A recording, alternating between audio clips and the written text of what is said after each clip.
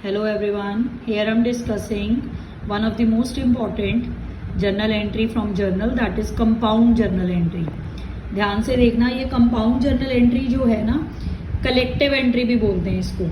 अलग अलग एंट्री पास करने की बजाय एक एंट्री पास कर दो, उसको बोलते हैं कंपाउंड या कलेक्टिव जर्नल एंट्री। अब ये एग्जाम्पल से आपको क्लियर होगा ये कैसे पास आउट होती है। जैसे फर्स्ट एग्जाम्पल है जनवरी 1, rent paid, interest paid, commission paid, 1000, 2000, 3000। याद रखना इन तीनों की डेट क्या है, कॉमन। अगर ये आप अलग अलग एंट्री करते हो तो 3 एंट्रीज बनेंगी। Rent debit, rent account debit to cash, interest account debit to cash, commission account debit to cash. ये तीनों एक्सपेंस हैं इसलिए डेबिट हो गए। बिजनेस में से कैश आउट हो रहा है तो क्रेडिट हो गई। एक रूल याद रखना, कैश इन है तो डेबिट होगा, कैश आउट हो रहा है तो क्रेडिट होगा। ये रूल याद कर लो।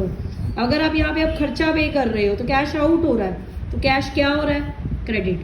अब कैश इन तीनों एंट्रीज में क्या है, कॉमन। कैश, कैश जो कॉमन चीज है वो एक बार लिख लो, टू कैश अकाउंट। ठीक है, जो अलग अलग है वो डेबिट कर दो। Rent account debit, interest account debit, commission account debit.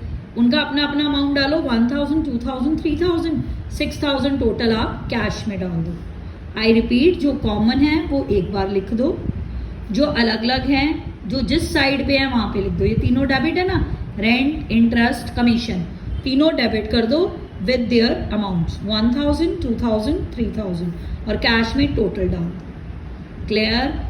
अगर कैश इन हो रहा है तो डेबिट, कैश आउट हो रहा है तो क्रेडिट। यहाँ पे आउट हो रहा था तो क्रेडिट हुआ। ठीक है, अब ये पेड वर्ड था, पेड का मतलब एक्सपेंसेस। एक्सपेंसेस सारे क्या होते हैं, डेबिट। एक्सपेंसेस क्या होते हैं, डेबिट। नॉमिनल का रूल होता है ना, डेबिट ऑल एक्सपेंसेस, ये डेबिट का रूल लगा। अब नेक्स्ट देखो entry, dividend received, cash received from Ram, commission received. अब इनके पीछे रिसीव्ड है, नॉमिनल का रूल लगा लो। इनकम सारी क्या होती हैं, क्रेडिट। अगर इनकम रिसीव कर रहे हो तो कैश क्या होगा, इन। अगर इन हो रहा है तो कैश क्या होगा, डेबिट। अगर बिजनेस में कैश आ रहा है तो डेबिट। इनकम्स क्या होती हैं, क्रेडिट। ठीक है, अब cash account debit to dividend, cash to Ram, cash to commission. ये हम कैश राम से रिसीव कर रहे थे इसलिए कैश टू पार्टी नेम आ गया। अब इनमें कॉमन क्या है, कैश, पर किस साइड पे, डेबिट साइड। अब क्रेडिट साइड डिफरेंशिएट है। ठीक है, इसमें कैश डेबिट क्यों हुआ, क्योंकि हम इनकम को रिसीव कर रहे हैं। बिजनेस में कैश इन हो रहा है, इन हो रहा है तो क्या होगा, डेबिट। क्रेडिट किसको करेंगे हम, इनकम्स के नेम को या पार्टी के नेम को। Clear. Cash to dividend, cash to Ram, cash to commission. अब ये आपने अलग अलग एंट्री करी। अब आप इसकी कंपाउंड एंट्री भी बना सकते हो। वो कैसे बनेगी, कैश कॉमन था, कैश एक बार में लिख दिया। क्रेडिट अलग अलग था, to dividend, to Ram, to commission. Cash में टोटल 5000, डिविडेंड 500 का था, राम 2000 का, कमीशन 1500। क्लियर। ये देखो 500, 2000, 1500। कैश कॉमन था, हमने एक बार लिखा, ये अलग अलग लिख दिया। क्लियर हो गया। डिविडेंड में कैश, सॉरी इनकम्स में कैश डेबिट होता है क्योंकि हम रिसीव कर रहे हैं। अब एक और एंट्री है, ध्यान से देखना। जैसे जस्ट लाइक कि हमने बिजनेस शुरू करा, अलग अलग एसेट लेके आया बिजनेसमैन बिजनेस को शुरू करने के लिए। Cash, stock, building, furniture, 4 asset लेके आया वो बिजनेस को शुरू करने के लिए। ठीक है, एसेट्स का कौन सा बैलेंस होता है, ये 4 एसेट्स है। एसेट का कौन सा बैलेंस होता है, डेबिट। ये चारों आप वैसे भी ये बिजनेस में क्या आ रहे हैं, एसेट्स। रियल अकाउंट का रूल लगा लो, रियल अकाउंट का, debit what comes in. Business में क्या आ रहा है, बिजनेस में क्या आ रहा है, 4 एसेट आ रहे हैं, debit what comes in. Cash account debit, stock account debit, building account debit, furniture account debit. ठीक है, बिजनेस को शुरू करा है, स्टार्टिंग पैसे को क्या बोलते हैं, कैपिटल। जैसे business started, Ram started, suppose Ram ने बिजनेस शुरू करा है तो राम कौन है, personal account. Credit the giver कौन हो गया, कैपिटल किसने दी, राम ने। आप राम्स कैपिटल भी लिख सकते हो, अकेला कैपिटल भी लिख सकते हो, राम का नाम भी लिख सकते हो। कैपिटल हमेशा क्या होती है, क्रेडिट। ठीक है, या क्रेडिट द गिवर कौन था, राम। ये Ram's capital, capital personal account होती है। ठीक है, इसलिए कैपिटल में आप टोटल। आई रिपीट, ये एंट्री कैसे होगी?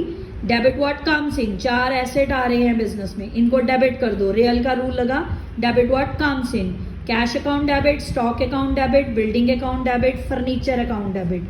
किस फॉर्म में? बिजनेस को, जब बिजनेस को शुरू करते हैं, स्टार्टिंग मनी को क्या बोलते हैं? कैपिटल। उसने इन 4 एसेट्स के साथ बिजनेस को शुरू करा, ठीक है।